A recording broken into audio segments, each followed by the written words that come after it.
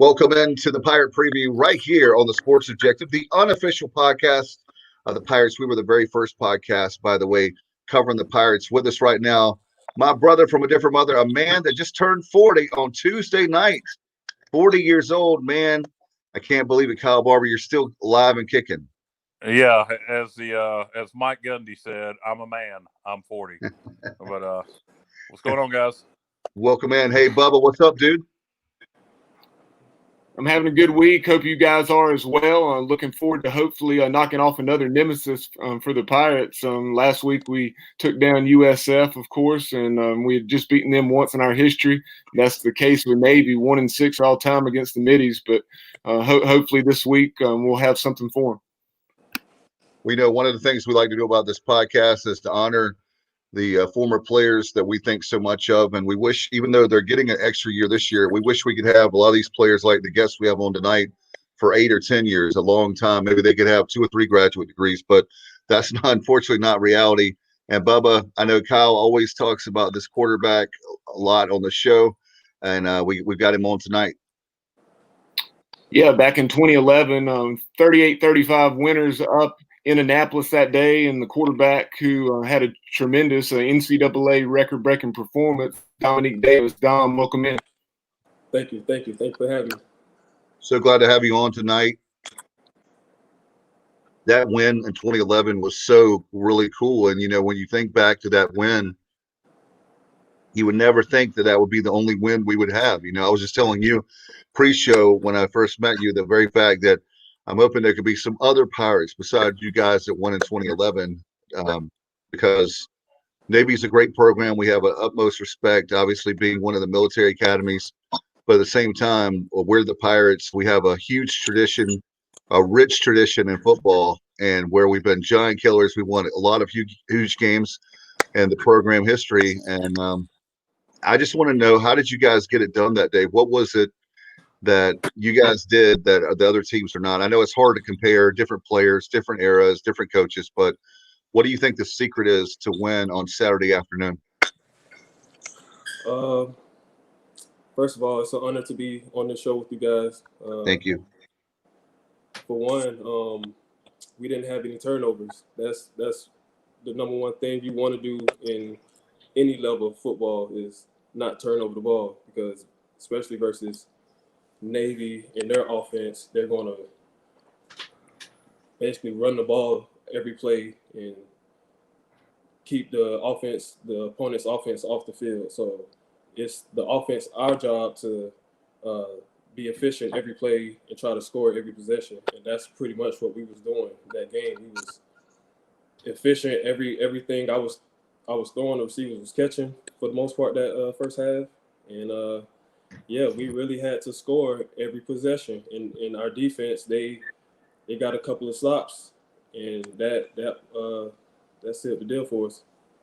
Dom, you came out of that game and set an NCAA record for consecutive completions. How were you so locked in that day? Was a lot of it motivation because of what happened the year before? I mean, you were like a man possessed in that first half. Man, to tell you the truth, I woke up that day like a normal day. Did everything.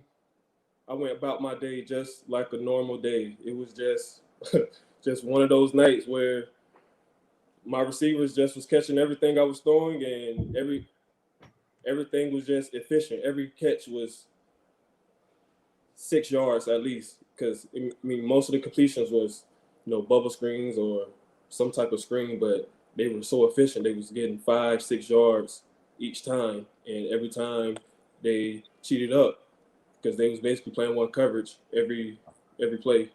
Every time they cheated up, we was able to throw it behind them, and we were just in that chess match the whole game. And we would get in the red zone and give it to our running back, our starting running back, Reggie Bullock at that time, and he would chip it in for us. So it was just a chess game back and forth the whole game. I know we was up. I think we was up by like 10 or so at halftime, and then at the end of the third, and they had a punt return or something they took to the house that changed the whole game. And that's what I was saying in the pre-show, that it really takes one play for the whole game to change. we had the game in control the whole game, but that one play, now we back in a shootout basically. And that day was very special. Like I was saying, to be the only time the Pirates, but we're actually on the rise. We're on the mend. I think that it's maybe a year or two away, but the one thing I was going to ask you, Dom, is the very fact that these guys have a lot of talent. We just don't have the experience that you guys had at that particular point.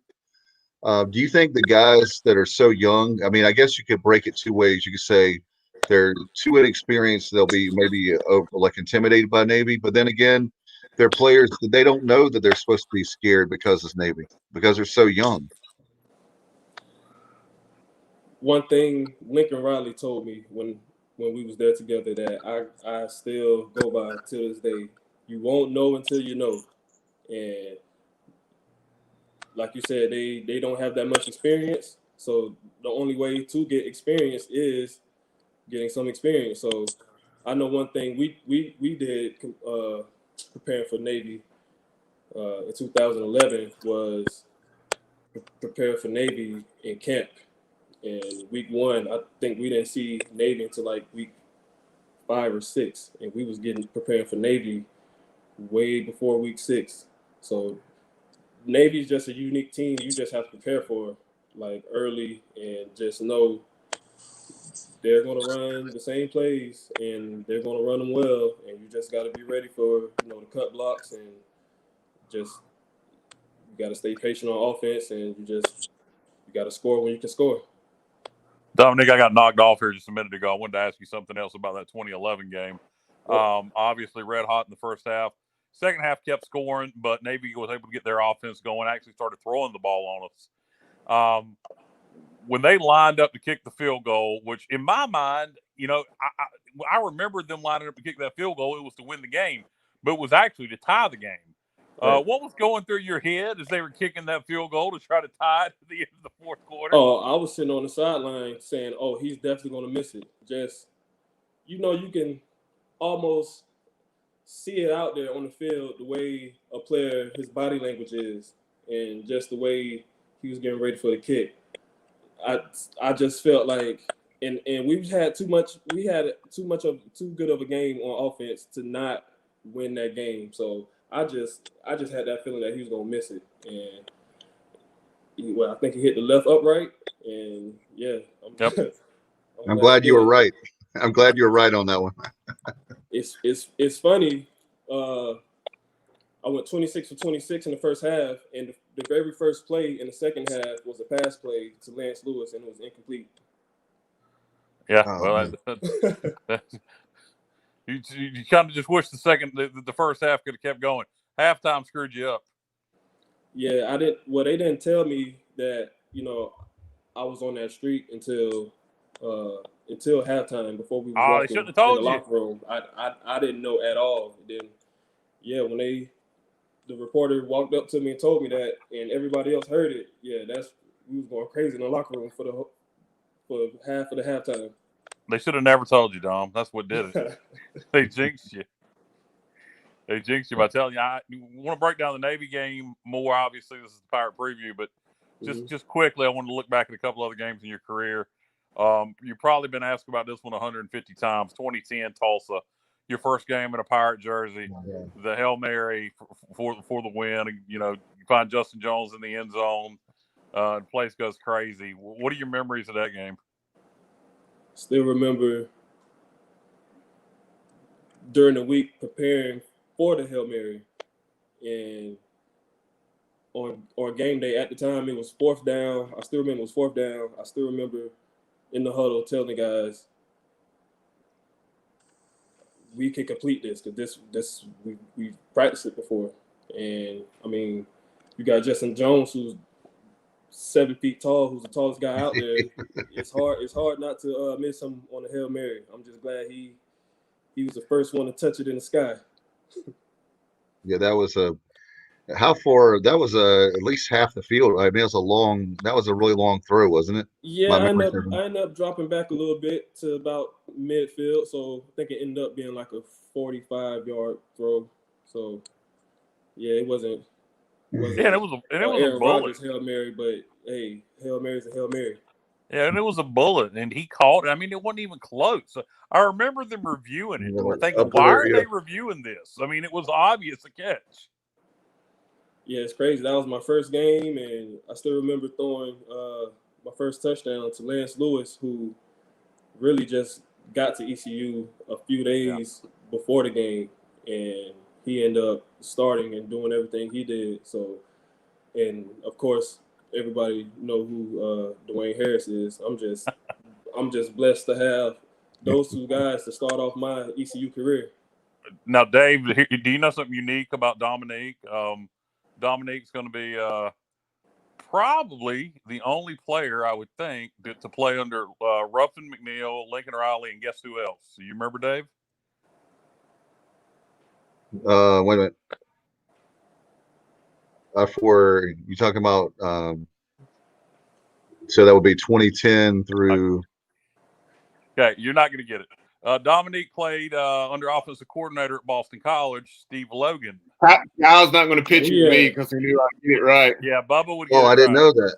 Oh, I didn't know that. Bubba would indeed get it right. So that's why I was throwing it to Dave. But yeah, talk about if you will. I don't know how many Pirate fans remember that you were at BC before you came to East Carolina, and when Matt Ryan got hurt, you played an ACC championship game, didn't you? Yeah, I still remember getting recruited by BC. I actually got recruited late by BC because it was Steve Logan, he was offensive coordinator, and Jeff Jagosinski, he was the new head coach, and he literally just got there. And talking to Steve Logan for 10 minutes, I was like, oh yeah, this is who I want to be coached by. And 2 weeks before signing day, I committed to Boston College. So I learned a lot my first couple of years with Steve Logan.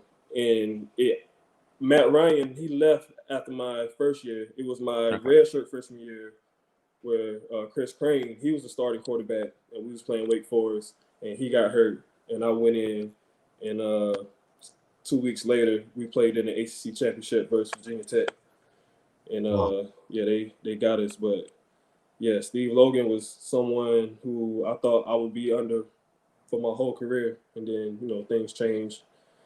And coaches come and go. So, but, he's one guy who I always look back and appreciate for increasing my mental knowledge. Now, when you transferred to East Carolina, did you contact Coach Logan and ask him anything about ECU? Not at all. I left Boston College. I went home. My brother and I. East Carolina was the first school we called. That's when Skip Holtz, he was here. He was there, and they never answered. So I called a few other schools. Ended up going to a junior college. And that's when they ended up calling back, him and Todd Fitch. And I took the visit. And what was really cool on that visit was Todd Fitch let me call the first play.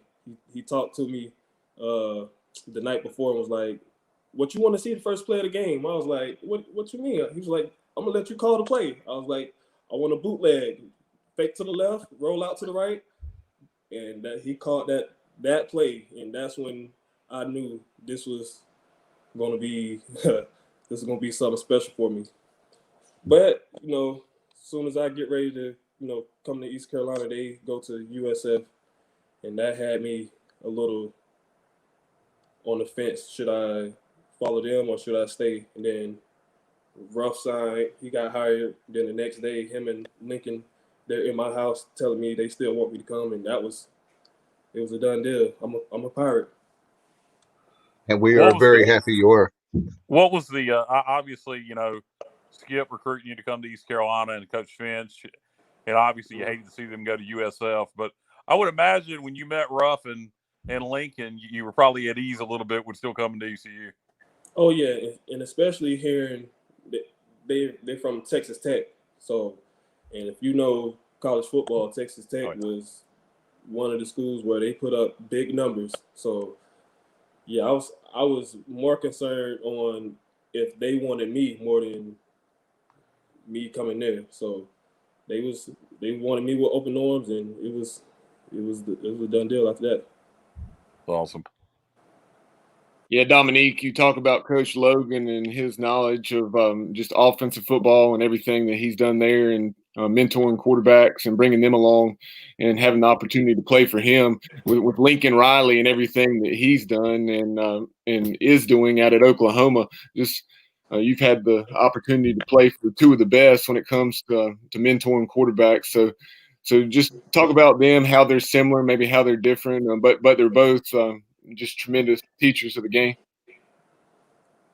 I would say both guys are mentally geniuses when it comes to knowing the game and calling plays.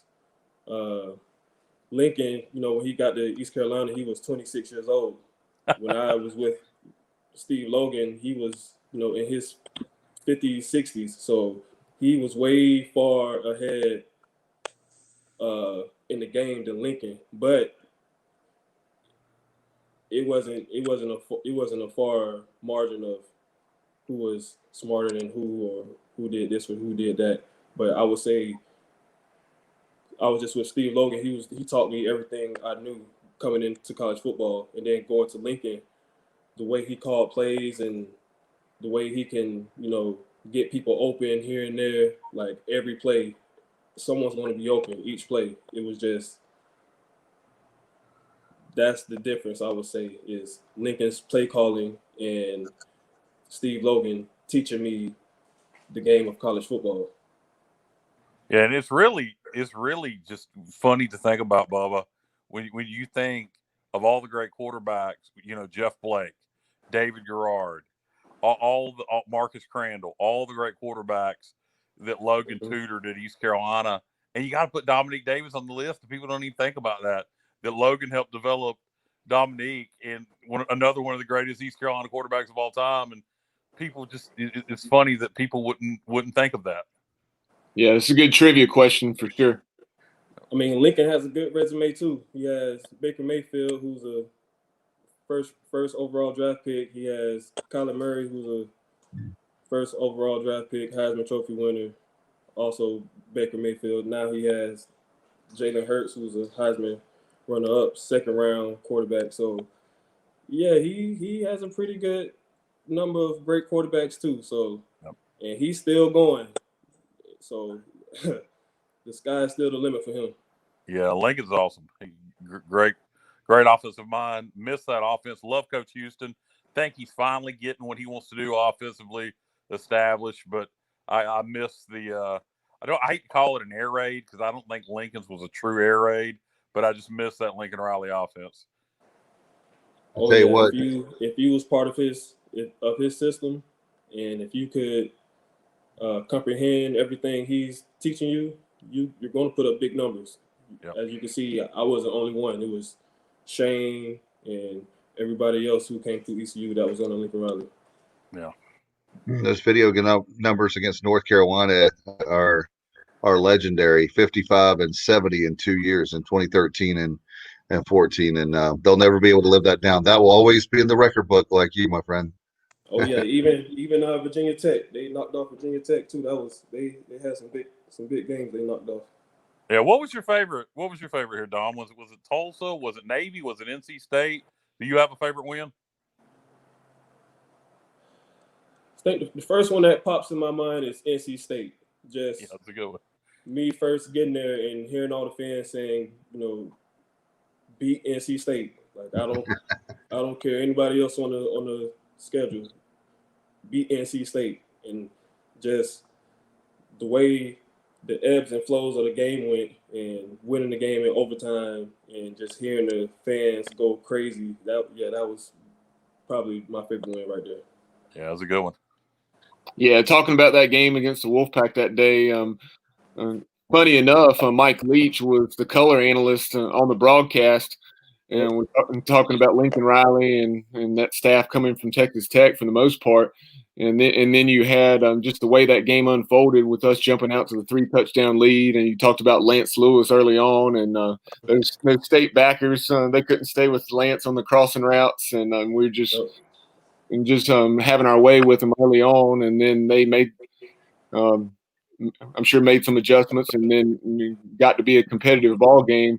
And one of the things that really stands out is down at the Boneyard Inn in overtime. I guess we got the ball first, and it looked like you were going to be stopped, and you tried like a third or fourth time before you got across the goal line. Oh yeah, little do people know I shocked myself on that play. I thought I was stopped, and I didn't hear a whistle, so I kept going, and I think somebody helped push me in. I got in. I was like, "Oh snap, we in. All right, no whistle. Let's go. Get a stop, B." Then I remember the very next play, we missed the PAT, and in my brain, I just thought, "Oh my God, we're going to lose this game because of a damn mixed extra point." But then, thankfully, Magazoo didn't let that happen. Yeah, we was still too hyped on the sideline to be a little worried about the field goal. So the crowd. It was too emotional in that crowd. The crowd was too loud. It was just meant for us to win that game. It was meant for us to win that game. Yeah, no doubt. When Mags picked that ball off, that place just lost their minds. It was electric. Oh yeah, I remember that was epic. Yeah, I remember I couldn't be at that game. Unfortunately, I had to work, and I got home in time to watch the game. And I remember watching on TV, and I jumped up and down in my living room.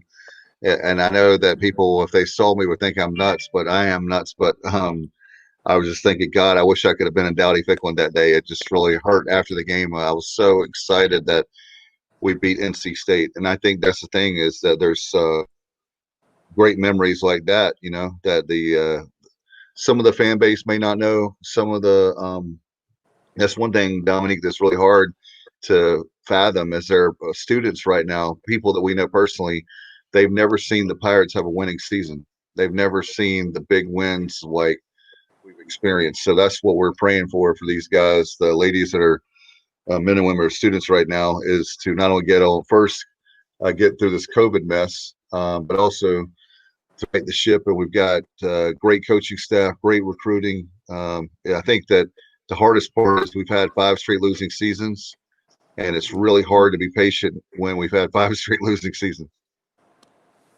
Man, it's always, a cycle, I say, where, you're good here, then you're not so good there. But, the table's going to turn, and we got the right coach, and he's throwing out the right culture, and I'm excited. You just gotta be patient. Things like this, it takes time. So, I wish it could happen overnight, but you just gotta don't give up. Stay a Pirate, because you'll appreciate the years where they weren't so good.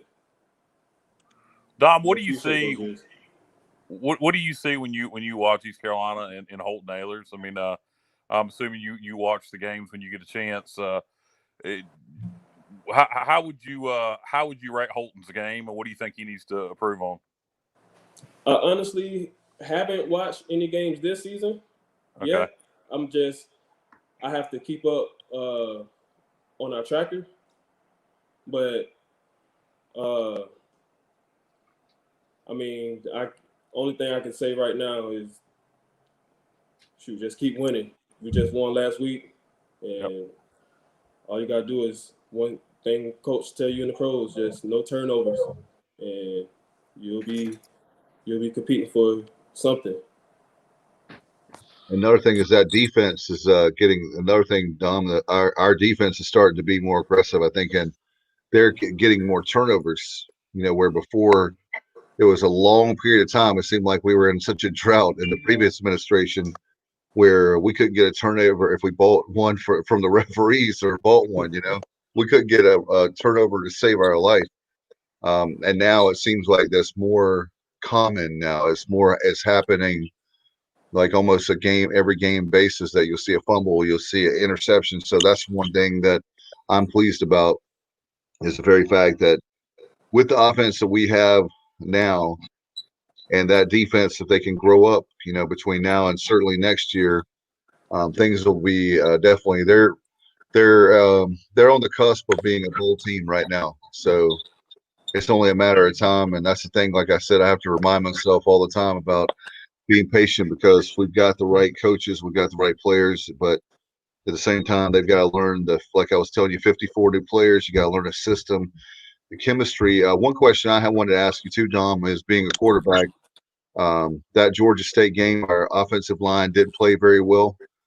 We've had injuries on the offensive line. We've had new guys they have talent, but they also. How long do you think it takes for an offensive line to really gel? I mean, you've been right behind that offensive line. How long do you think to get that chemistry between the offensive line and that quarterback? For one, I would say when one guy goes down, it's the next man up mentality. So that next man up he has to go in the game and keep things going like nothing happened. So the chemistry should already be there. It shouldn't be, building chemistry. So it's just a matter of, again, just getting that experience and just sticking together as an offensive line. Because it's basically offensive line, they're like their own community. They have to stick together the most because if one guy out of those 5 mess up, all of them going to look bad and it's not going to be too well for the quarterback. So it's all about O-line just being together as a unit through everything and as a whole team. That's why the defense is getting more turnovers now because, when things are going good, things are good. But when they're not, that's when you're tested the most, and that's when you got to stick together. And, all it takes is one play. I don't care if you up by 20 or down by 20. It just takes one play, and that changes the whole game. So it's just all about, sticking together and looking at the man next to you and just fighting for your brother. Absolutely. Hey, Bubba, can we put the Johnny Gardner's comment on Facebook? Johnny's one of our regular viewers and listeners, by the way. Dom, he says he's a 91 graduate, fan since 83. Dom was involved in 2 of the 3 loudest times in Ficklen, the 2 discussed, and he was talking about the Pitt year, the Peach Bowl year at Pitt in 91. That was Jeff Blake, 91? Yeah. Okay. I remember seeing highlights of that game. And I think somebody put up like a top 10 greatest games, ECU games, and that game was on one of them. But I mean, that was a loud moment. But I'll tell you what, NC State 2010 was really loud. Tulsa 2010 was really loud. And I'm gonna give you a sleeper one, Dominique. UCF 2011. You remember that game? That was pretty rocking that night too. Oh yeah, that was senior night. Yep. Because that game went down to the wire too. Yeah, that was a fun game. I would definitely say NC State 2010 was the loudest because Tulsa, a lot of fans left the game. They didn't expect for us to execute that Hail Mary. So it was still loud, but not as loud as NC State, and definitely not as loud as UCF 2011. So yeah, NC State, I would put that game up against any game in the history of ECU football as far as being the loudest crowd. Definitely one of the best post-game celebrations ever. I mean, everybody was in the crowd. All you do is win. Coach Rupp was dancing. It was awesome. What are you doing now? Right now, I'm just watching baseball, watching the Rays versus the Astros. Well, I mean in general, not just this moment. Right now, man, the season's canceled, so I had to find some other things to do outside of football. Oh, you playing in Canada? In CFL. Oh yeah.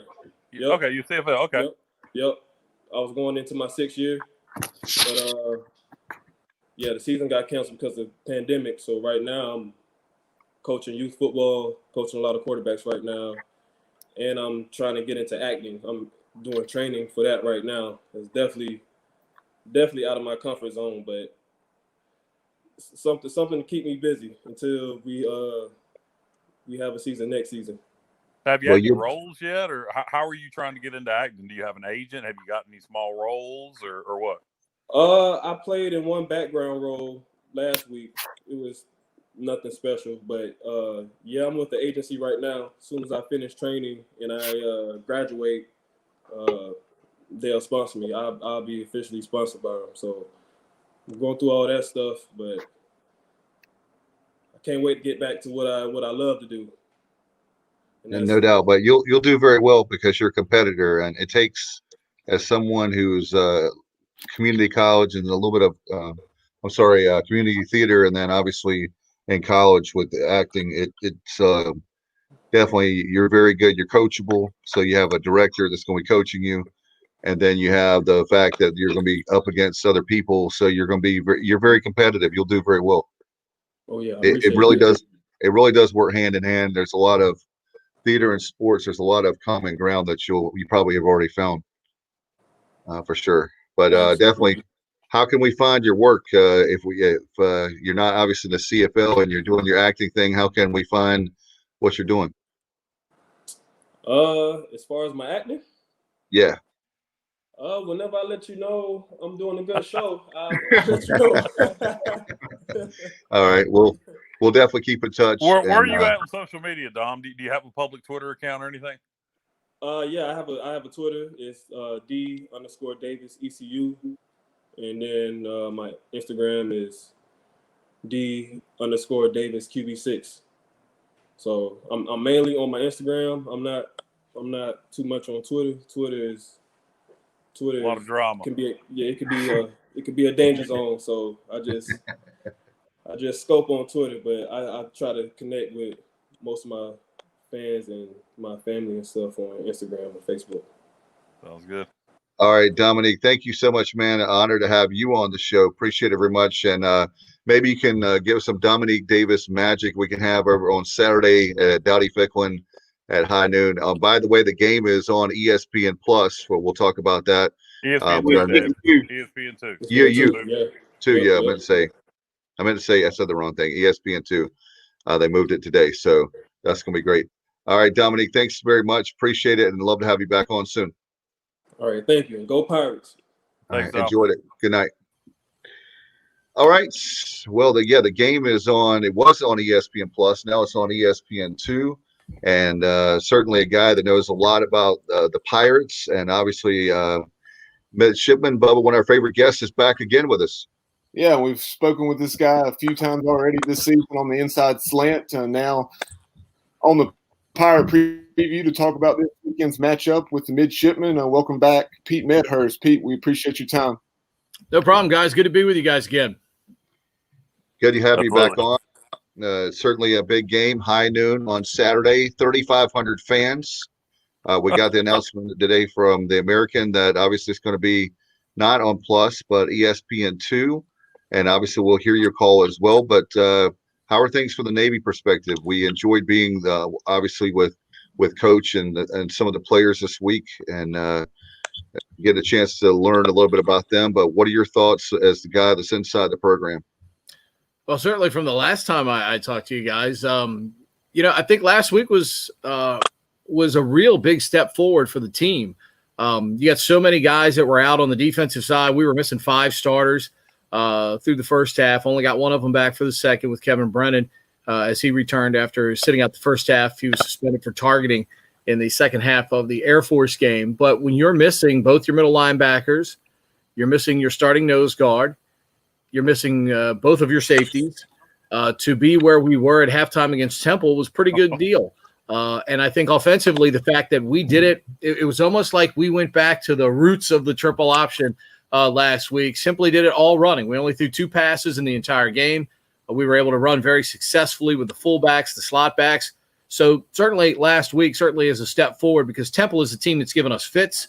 Since we've both been in the American Athletic Conference, they've been very physical, and it's a team that at times has physically beaten us up. For us to be able to go beat them the way we did, tremendous positive step. And having your quarterback back helps too. I mean, having Dalen Morris back there, made a huge difference because defenses must respect what he can do with his arm. So if you load the box with everybody, he's got the kind of arm that can beat you significantly with the wide receivers and the running backs that we have and the way they catch the football. So Temple gambled. They put 9, 10 guys up there. We got hats on hats, and we were able to run the ball very successfully, especially with our fullbacks. Pete, how's the health of the defense this week? You mentioned all those guys being out last week. Hopefully they'll still be out this week. Well, Brennan will obviously be back. He'll be able to start at the safety, and he sees huge key because he's a young man that just flies around to the football, plays extremely well. Terrell Adams really stepped forward last week, and I think the coaching staff is extremely high on Terrell, sophomore out of Birmingham, Alabama, that started in place, of Tama Tuilele and played really well. So if Tama is back, I think you'll definitely see Terrell get some snaps. Whether we get our nose guard and whether we get Diego Fago back, those questions remain to be seen, and probably are game time decisions coming up on Saturday still for the Midshipmen. We spoke with Temple. Bubba, help me out. Who did we speak to from Temple? We spoke with Ryan Wallen from Al's Daily, their 24/7 sports site. Yes, and he mentioned your Navy starting quarterback. I'm terrible with names, Pete. Forgive me. Did not play against Air Force because of a health condition to do with elevation. Can you explain that exactly? What the situation was? Essentially, it's an illness that, as they reported, is not related to COVID-19. Is basically the company line, for whatever reason, he didn't, he wasn't able to go, is basically the best I can tell you for the Air Force game. The best part was he was back last week, and based off the second half of the way he played against Tulane and obviously the way he conducted the offense last week, he's very healthy and ready to go this week for the Mids as they take on East Carolina. But it was nothing to do with altitude, because that's what we were told, and I had never heard of anything like that. No, again, right now when you got a situation where, anything that keeps somebody out, especially if it's illness related, everybody assumes COVID. But I can assure you it was not COVID related whatsoever, with Dalen. And he'll be, knock on wood, barring a setback in the next 36 hours, he'll be ready to go on Saturday at noon. Okay. I want to get your chance now to talk about the Pirates, obviously what you know about them and being a conference mate, and how do you think they match up against the Midshipmen? Joe Miller and I both watched the game from last week against South Florida, and I think, as I've told you guys several times, Mike's going to get it going there, and it's sooner rather than later. And I think what you're seeing is it's not 100% dedication to it, but as Joe and I talk about all the time, in college football now, we're never going to see 50-50 balance. We're never going to see 55-45 balance. But if you can get 40-60 run to pass balance, you got a chance to do some things. And I think you're seeing the Pirates try to run the ball a little bit more, because you can look. We know what Holton Ahlers can do, but you can't ask Holton Ahlers to be Superman, and be involved directly with 60, 65 snaps a game between throwing the ball and running the ball. Yes, we've seen him put up explosive numbers and just obscene numbers in some games, but to win long term, you need to have some semblance of balance. And you can see the running game making great strides more and more weeks here. And certainly, with Harrison Mitchell, those guys are capable backs, and they've shown you the ability to make explosive plays. And, we explain explosive plays as, plays of 12 or 20 yards or more. So they're both capable of that. They're both averaging over 4 yards a carry. So if you're trying to run the football, those are the numbers that you're looking for. Those are very positive numbers in today's college football. So now teams have to honor the run, and that, in effect, makes Holton Ahlers and his passing game better. And, Prohl and Snead, those guys are going to make plays. Johnson, all very, very capable people in the receiving game. So that makes your offense better. And when your offense can at least make plays, make first downs, it helps your defense stay off the field. And while you're trying to get things together on that side of the ball, your offense can really help you out. And now when you run the ball, you keep it for another minute or two time of possession a game. It makes a huge difference for you. And, as I've told you all along, I truly believe in what Mike's doing. I think he's going to eventually get it going there. And I think we're starting to see some of the fruits of those labor. Last week has to be a huge confidence boost. I mean, South Florida's team's been challenged. I mean, South Florida played some good people the first couple of weeks of the season. So you knew that their film was legit. And, East Carolina, basically went there and just, bum rushed them. So huge step forward, I think, for ECU. Great confidence booster for the entire roster. And look, I mean, when you're still a relatively new staff like they are, you need games like that to help establish that credibility when they go into the meeting room and say, hey, here's what we're trying to do. And when you do this, these are the kind of results that we can achieve. And that, I think, is the biggest thing for Mike and his staff, to be able to have that kind of performance. It really bodes well in all facets of the program. Pete, watching the Vegas line, the so-called experts, opened the game up. Navy's a 2.5-point favorite, which surprised me. I thought you guys would be a much bigger favorite based on the history of this series. And you guys have two nice wins on the year, Tulane and Temple. And then the line flipped. We were a 1-point favorite, we being East Carolina. Now it's going back the other direction because of rumors about us having some positive COVID tests. And now Navy's back being a 3-point favorite.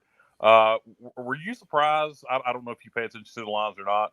Were you surprised to see the line so close? Because I genuinely thought you guys would be about a touchdown favorite. See, I think this year, based on our football and pandemic 2020, I think some of the lines have been insane all throughout college football. And I don't know how. I mean, look, I the last 2 weeks on our podcast, It's College Football, I have rang the bell for Coastal Carolina, and they have just ching, ching, ching, ching both weeks, beating Arkansas State, and obviously for the way they played last night. So, I mean, I think some of the lines have been insane, and I don't know what the folks in Vegas are thinking. Preparation for a lot of these teams is so different this year, and I'm not surprised. I mean, I know. Look, it's funny. Joe and I talked about this on our show on the radio tonight. You go back and look at those numbers we posted down there. We play well at Dowdy-Ficklen. But look at the people we had playing those games. I mean, those are some of the best quarterbacks we've ever had here. Those are some of the best running backs, offensive lines. I mean, those were some studs that we had back in those days to put up those kind of numbers. Joe was kidding me. I know the last time we were there, we were down 17-7, and I was in a complete panic during the commercial breaks. Don't worry. You just put up 60-some. And then we scored like 38 straight points or something like that at one point. But I was like, I was in complete panic mode there going, I'm like, Joe, what the heck is going on here? But, it's been a good place for us. But I also think it's a case of, if you look at the people we were playing with and look at what was happening defensively for those Pirates teams, those were complete mismatches because we had some of the best we've ever had at all of those positions playing in those games. I do not believe the talent disparity is anywhere near that going into this matchup. And that's why I think the odds makers have appropriately kept this, within a field goal pretty much both ways, whichever way. And I think, I don't know if there's enough total money in some of these games. So it doesn't take a lot of money in my mind to move the lines the way they're going. And I think we're seeing that all across college football and even pro football. Without as much money being bet, somebody or a couple people that, put a significant wager on one team or the other can sway the line a little bit. And I think maybe that's what we saw in the middle of the week here. Yeah, no doubt. And what are you guys hearing up there? Obviously, down here, there's all kinds of rumors and speculations about who's going to be out Saturday because of COVID. What's sneaking up in Annapolis? So what kind of news are y'all hearing about East Carolina's COVID situation? We haven't heard of anything specifically. I mean, as far as we're planning on everybody being there, and I think that's Ixnay on the COVID day. I said nothing. Hey man, all you need is two positive or two negative tests in a row, Thursday and Friday, or Wednesday and Thursday, and the whole thing changes. So we haven't heard of any specifics. Most teams have done a very good job of keeping that information very close to the vest. It's hard to keep the news of like a Nick Saban testing positive for COVID because when he doesn't show up on Saturday, everybody wants to know where he's at. But other than that, teams have done a very good job. And our medical people, I was talking to our doctor, Jim Barry, our trainer today. These schools and these trainers and these staffs, these training staffs in particular, have done an amazing job at all of these schools dealing with these circumstances, with their athletes practicing and then playing on Saturday. The fact that we've played multiple games is amazing in itself, and it's a true testament to these training staffs and what they've done, and to the kids who have understood, look, we've got to be incredibly disciplined if we're going to go out and play on Saturdays. You all are in a mecca for off-campus opportunity. And for your team to be playing a fourth game already, and with those kind of potential distractions, it's a testament to your kids and the culture that Mike is building there. The fact that they have, for the most part, not had the kind of outbreak that costs them playing a game yet or having a game, postponed as we've gotten into this season. And that's all you can ask of the kids. You can just try to stress to them how important everything is. For us, it's easy. We've got a bubble. Our kids don't leave campus usually during the week at all, unless they're doing something specific, for the academy and representing the academy. So we've got an easy 4,400 person bubble in Annapolis. In Greenville, it's not that easy, and there are many opportunities for distraction. And the fact that you guys are going into a fourth game speaks volumes to what the kids and the staff have stressed, and obviously the training staff there at East Carolina have been able to get across to the kids. No, absolutely.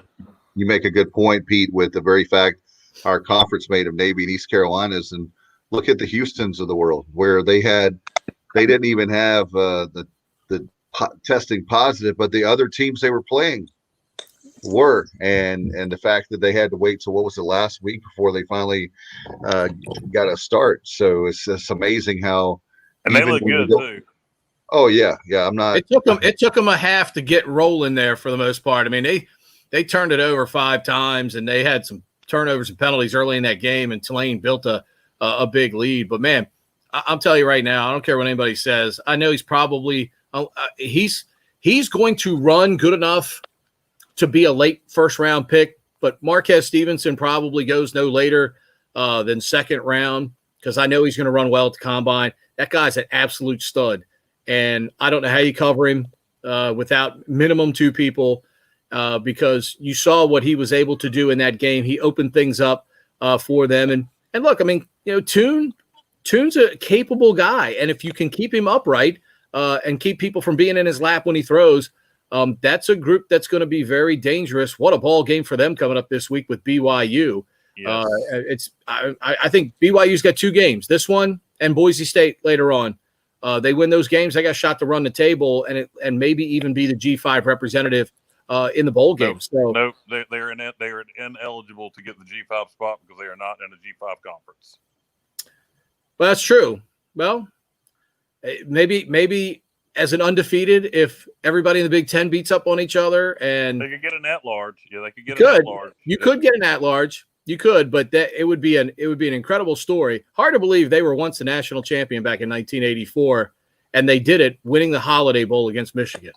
Yeah, it shows you how things have changed, and people claim that when you did away with the BCS system, that the Group of 5 thing is better, and it's BS, because like you said, back in '84, BYU won a national championship. That would never happen today. They could go undefeated, and they still wouldn't. Even with the schedule they would have played this year, I truly believe if they would have went undefeated with their original schedule, they still wouldn't have let them in the playoffs. No, I agree. I agree 100%. I mean, look at what, Central Florida did a couple of years ago.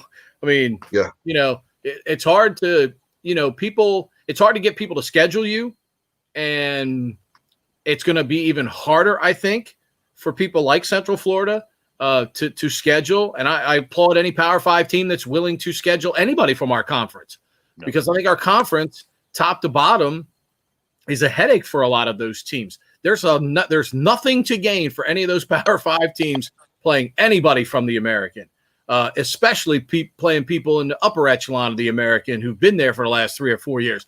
Nothing to gain for any of those Power 5 teams. I applaud them for scheduling them because I think there's a lot of teams that probably go, well, we're not free that day. We're booked through 2032 that day. So it's going to be – I applaud any of those teams who are willing to shake it up with one of our American Athletic Conference brethren. I think UCF, where they have an advantage, where Cincinnati, as they keep winning, and, somebody like Memphis also may not, is there are people who will still want to play UCF for recruiting purposes in Florida, whereas, I don't know that anybody really needs to go to Cincinnati for any recruiting reasons. No, I think it's a good point. Central Florida, South Florida are always going to be, and certainly while Jeff is trying to rebuild South Florida, everybody's going to be on the phone saying, hey, Jeff, you want to play? We'll play you right now. You need a game next week, next year. Because obviously Florida's huge for a lot of these teams. Look, why wouldn't you schedule SMU in Houston? Texas is still a fertile place, though. It's so funny. We watch what has happened to Texas and Texas A&M and a lot of those schools. And we've seen SMU in Houston, obviously, what Tom Herman did while he was at Houston and obviously what Coach Dykes is doing right now at SMU. They're going to be a headache in the state of Texas still for some of those teams right now. And until one of those kingpins in the state, and I believe A&M is getting closer. I think Jimbo is getting closer right now. He's he might be ahead of Texas a little bit because where's Texas going to go when Ellinger is their guy when he's done at the end of this year? What are they going to do? And I think you look at Jimbo going forward, and I thought the other day was pretty impressive. They overcame a ton of their own adversity in that game against Florida. So I'd be trying to schedule teams in Texas. I'd be trying to schedule the Florida teams from our league without question because you want to get in there and get some of those kids. There's no question about it. Yeah, no, you're absolutely right. And I look at Texas Tech and maybe even somebody like Oklahoma State, SMU gets so much exposure when they're winning. It seems like the city of Dallas really gets behind SMU when they're winning, and the national media gets behind SMU when they're winning because of the old Southwestern Conference days and the death penalty. And I don't know that SMU isn't going to become a recruiting problem for somebody like Texas Tech, where if they're not out recruiting them. Yeah, that's a great point because especially with the offense that Coach Dykes runs, you look at the numbers Shane Buechele is putting up in that offense. Quarterbacks are going to want to go there. And that's, to me, you look around the state of Texas and you look at some of those teams and you think that they should be doing a little bit better than that, especially with the lure of Texas high school football and what we're told about all of that talent. How do they got to keep more of those guys in state right now. And the quarterback play's got to get better at a lot of those places. But you look at the obscene numbers Shane Buechele's putting up in that thing. Coach Dykes is going to have no problems attracting quarterbacks. Dallas, area is a great place to be, both on campus and off there. We've been there, and it's a fabulous place. It's a great school, so you're getting a terrific education as well. And by putting up those kind of numbers, they're going to get the kind of people they want. I think Houston's going to be in the same boat. People are going to want to go play for Dana, certainly on the offensive side. You just have a chance to put up those kind of numbers that are going to catch people's eye and scouts' eye who are going to come want to watch you play. So you could do a lot worse than Central Florida, South Florida, SMU, and Houston. But I think it also, you look at our league, and when you see how regularly some of us have been able to not only compete but beat some of those teams, really tells you how tough our league is, top to bottom. Absolutely. Hey, no doubt. I'm kind of diving into some of the offensive personnel. You talked about the quarterback Morris and how he's back against Temple. Just talk about the fullbacks. You have two tremendous fullbacks in Carruthers and then also Nelson Smith, and then some of the other offensive personnel. And then after that, we'll touch on the defensive side a bit. Well, obviously, you look at Smitty and Jamel, and, I think what happened last year, perfect testament to, unselfish football players. Jamel comes in, wins the starting job. Nelson could have pouted, could have quit, and instead continued to work hard, and he looked tremendous the other night against Temple. His footwork in the hole, great, beautiful sidestep on the 22-yard touchdown run. you look at competition. That's what you want competition in your practices to produce, the kind of effort that both of those young men gave. Our slots are really playing well. We knew what we had with Miles Fells and CJ Williams. We moved Chance Warren to slot. He's been terrific. Carlinos Acey has been very good in what has been asked of him so far for this team.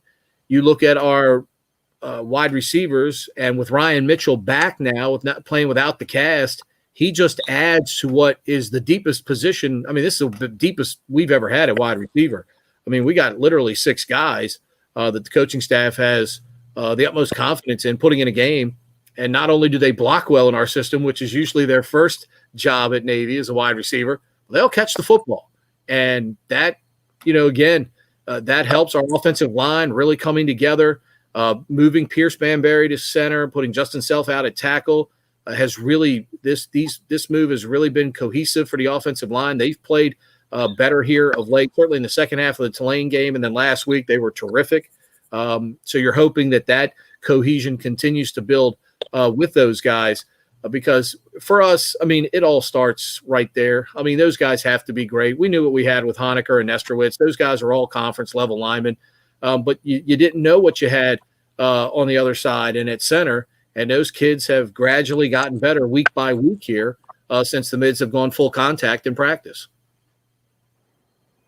And on the defensive side, last year we played you guys so early, and I guess game 3, Holton Abrams was still growing accustomed to Donnie Kirkpatrick's new offensive system and the way they wanted to go about things.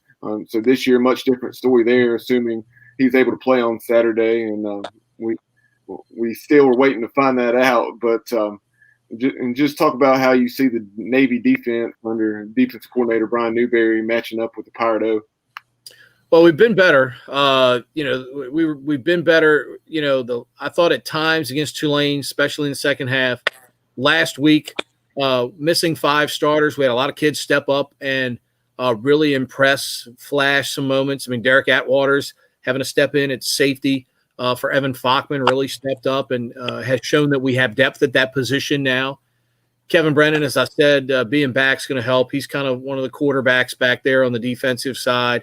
So, with Jackson Perkins up front, Mr. Steady, and, kid that's really started to come on for us is John Marshall at the linebacker spot. Had a big interception in the red zone last week. Young man out of Gonzaga, plays in the WCAC. It's one of the toughest high school leagues in the country, year in and year out, with the DeMathos, the St. John's, the Gonzagas, good councils who produce, major D1 talent.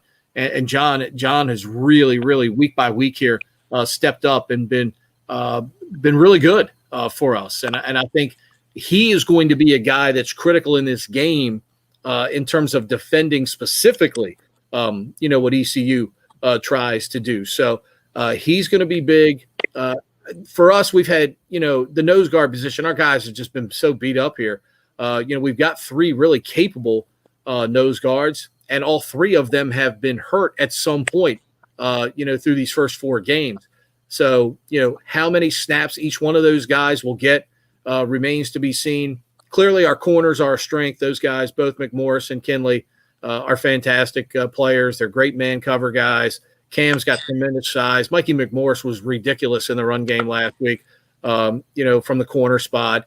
I don't think you can play the position any better than he did last week against the run. So, I think from that standpoint, the people we expect to play well have flashed. We've hardly put together the perfect game. That's what I love about Brian Newberry. We could win a game 67-2 or 67-5, give up a field goal, and he'd be, wanting to know why we gave up the field goal. But more importantly, that's the philosophy our players play with too. They wouldn't be happy winning 67-5 because they wouldn't want to give up any points. And that's the kind of philosophy that Brian has built on that side of the ball. He wants those guys to strive for perfection each and every week. And as we know in college football, anybody that plays, defense at all now is more the exception rather than the rule. If you get a couple of stops a game, man, you're home free in a lot of respects because even in the SEC, man, the SECs look like the Big 12 in a couple of games so far this season. So you get 3 or 4 stops a game, that's usually doing well in today's brand of college football. And, our group is still slowly coming together. We got a lot of guys playing new roles this year, but Brian Newberry is as good as any defensive coordinator in the country. The work he did with our group last year was exceptional. And I know week by week here, we're going to continue to get better on that side of the football. One of the matchups I really have my eye on is the one between the East Carolina defensive line and the Navy offensive line, because East Carolina's defensive line is extremely green, as I'm sure you've studied up and realized, and very talented. They're very promising for the future. But this particular week, especially with Navy's cut blocking and so forth, some of their legal nastiness, as I call it, in the trenches. Very interested to see how those young defensive linemen handle that. Yeah, I don't think there's any question. Whenever you play us, how your defensive front, and it doesn't matter. I mean, we've seen people line up in even fronts, odd fronts. We've seen them pinch the center. We've seen them do a lot of different things. There's not a look our offensive staff hasn't seen through the years. So from that standpoint, it just comes down to execution. And look, I mean, there are some kids that have not experienced that kind of blocking against them, and it takes them. It takes them a few plays. It takes them a quarter and a half, sometimes an entire game to get used to that kind of blocking. So I think you bring up a good point there. And look, I mean, Mike's got somebody on defensive side now, that has seen some option football being at Kennesaw and the Citadel. So it's not going to be totally foreign in terms of how to line up here for ECU, which has been a issue at times. I mean, they have come to the line of scrimmage where essentially they didn't really have a clue what was about to come at them. I think this group's going to be a little bit different in terms of being prepared. They're going to be standing in the right places at the start of the play. It's going to come down to whether guys simply get hat on hat and block people or get off blocks in this situation. I think this is as prepared as an East Carolina team will be in terms of how to line up and be ready to play the option. No question with when you're talking about the coaches at East Carolina, you have Blake Harrell, who obviously was a successor for Newberry, Kennesaw State. We have Houston knowing about obviously the option there at the Citadel. Trip Weaver, who's D-backs, he obviously knows about the option. The great thing, though, Pete, that we always bring up is that it's not the coaches. A lot of coaches know about the option. It's the players that have to know about the option and how to stop it. Yeah, you're right, Dave. There's no question about that. And I mean, I've seen some great football players, guys that are playing in the National Football League right now, play against us, and they look like mere mortals at times when they're playing against us. So, it's a matter of kids executing and, getting a hat on a hat and how do you get off blocks? If you have an athletic lineman, guys that are good with their feet, they can sometimes, jump over a guy, that tries to cut them. And then all of a sudden they're right there in the hole ready to make a play. So that is, that's really what it comes down to and how you play it. Are you physical? And I mean, and people don't really, we associate physicality with offensive linemen drive blocking some guy, 16 yards down the field or whatever. But you ask anybody that's ever played against us, they'll tell you we're as physical as anybody they've ever played because of the way we play. And that's the key for us. Will we play with that kind of maximum effort on every single play that has been a trademark of our program? And again, as I said, you've got a lot of guys on that offensive line for us that are playing new roles this year. And, outside of Honecker and Nesterwood, who've been a part of this thing, Justin Self played a little bit last year. But Teixeira and Banbury didn't really play a whole lot. So from that standpoint, this is all still new to those guys a little bit. And each game has progressively gotten better and better. And that's obviously what they're shooting for this week, is to be better than they were last week against a very physical Temple team who's got a great defensive lineman in Archibong. That's a guy. I mean, Temple had three guys that had played over 40 games already, and this was their first game of this season. That's rare in college football anymore, to have guys that have that kind of experience and playing against us. Kwenku and Archibong in particular had seen a lot of snaps So it was good to see us play against a couple of guys like that and play as well as we did. You guys, we got anything else for Pete? That's why I was waiting on Bubba. No, I'm good. Okay, you falling asleep there, Bubba? No, I was waiting. I was waiting for you to close it out. Okay. All right, Pete. Look forward to actually. I may run into you, or I'm actually going to be at the game on Saturday. So thank you so much for you. Always have been good to us since day one. The podcasts are way early in the couple months, I think, in. And good luck to the Midshipmen, and we'll see you again very soon. I guess on the Inside Slant after this week. You got it. Always appreciate being with you guys. Have a good one. All right, take care. Good night. You guys just had to go make that ending awkward. No, I was really waiting for Bubba. I thought Bubba had a question or a statement. So make things awkward with our old friend Pete there. No, I was ready. I didn't know. I didn't want to step on anybody's toes.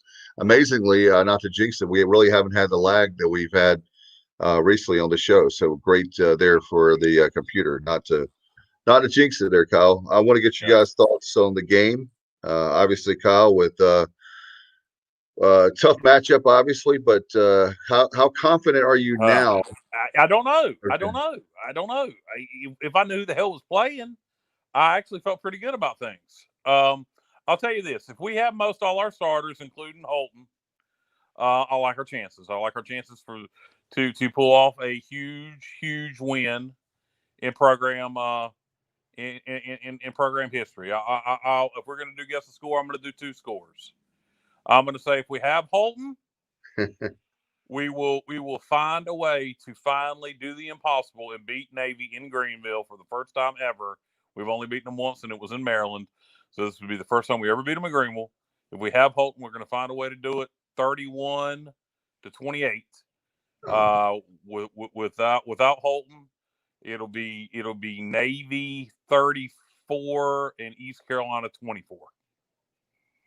That's crazy. You said 31-28. That now I've got to come up with a different score. That was my score, because I feel like honestly that with the line the way it is, I feel like that we actually have to keep them in check to a certain. In other words, you're not going to stop Navy. It's the amount of points and the amount of time of possession that we need to have to we're not going to be putting the I'll be really shocked if we put up. We're not going to be putting up video game numbers on this group. So that was my score. So I'll tell you what, I'll be different on I'll do an audible here.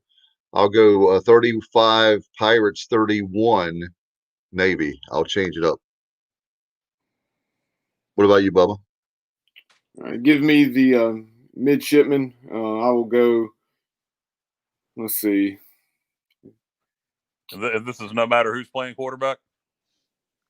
Yeah, give me Navy no matter what. So I'll say Navy. Navy 41, East Carolina 30. Not one bit of improvement from the defense. 41-31. Not one bit of improvement from the defense. What a shame. What a shame. Not one. Well, it depends on how you. Well, yeah, 42 last year. So yeah, you're right. But hey, this game is really, it could go. You could, like you said, even if Holton is here, you could actually paint the picture. You could have 2 different ways. You could say, "Oh my God, it's going to be the same old SOS that we've had to deal with in recent years." And against Navy, they've had our number. Or you could see that this is one of those odd, fluky kind of years. You never know with the pandemic that might be what we might need the pandemic to make things a little bit crazy where. We'll do it. I don't know. What do you guys think? Is it possible that things are like the Twilight Zone enough to where we can beat Navy? No, I don't think not having a bunch of players is going to help us, Dave. It's not what I'm talking about. That's all. I'm not talking about that. I'm just saying. I'm not talking about that specific thing. I'm saying the way this year has been so crazy and outrageous that anything is possible. Like Coach Hughes said, anything is possible. I'm not talking about that we won't have players and that'll help us win. I'm just saying that it's just been one of those weird years that what the normal is and what the expectations we have, you can expect the unexpected. Well, then I guess based on that, then East Carolina 73, Navy 14. But no, it would not surprise me to see us win this game Saturday.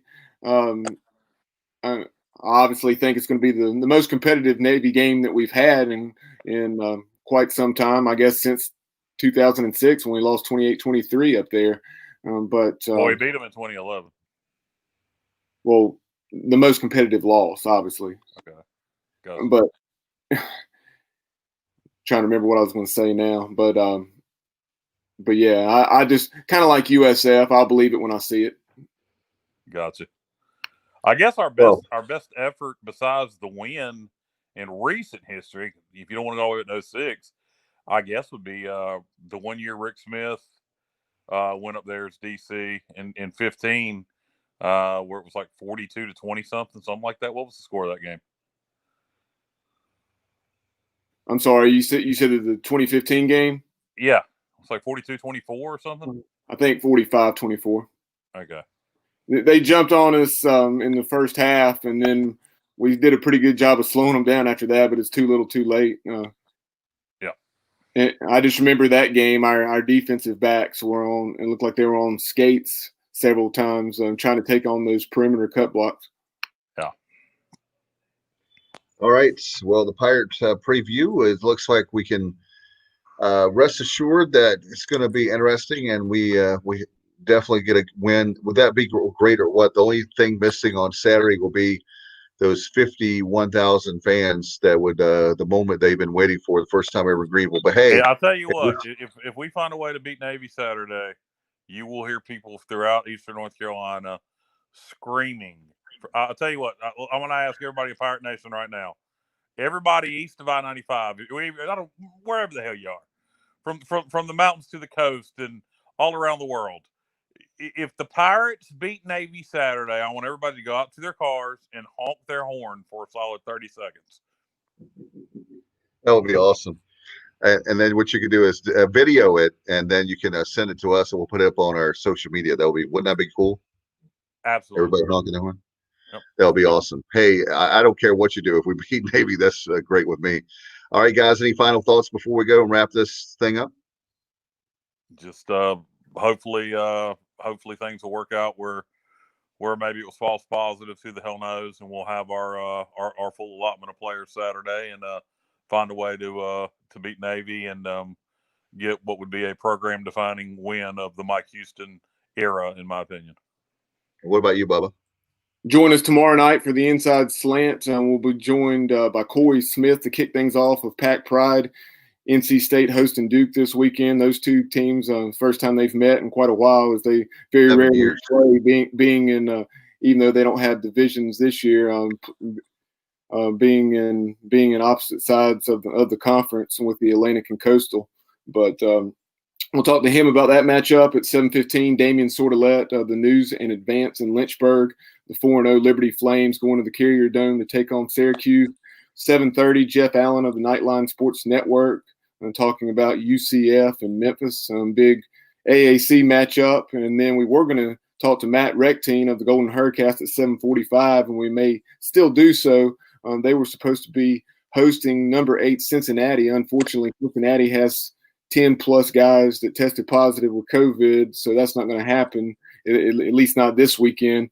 And then so we may still be joined by Matt, and we'll probably also have another guest or two, still to be determined.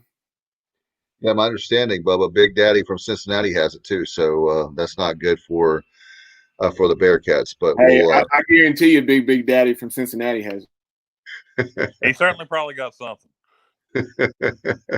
Oh my goodness! All right, guys. In fact, I'll leave you one final thing. Josiah Hatfield is back this week. The wide receiver got hurt, I believe, in that UCF game, and he's coming back on Saturday with the Pirates. We need all the offensive weapons. Good to hopefully he can have a big game. He's the guy that I'm keeping an eye on Saturday for them to we need some playmakers out there like that could really change the game. All right, appreciate Dominique Davis, former Pirates, who beat the Midshipmen back in 2011 in Annapolis, the only time we've ever beat them. And, of course, Pete Medhurst, the play-by-play voice of the Navy Midshipmen. And, of course, Kyle Barber, Bubba Rosenbaum. I'm Dave Richmond. This has been the Pirate Preview right here on the Sports Objective. Go Pirates, everybody. Good night.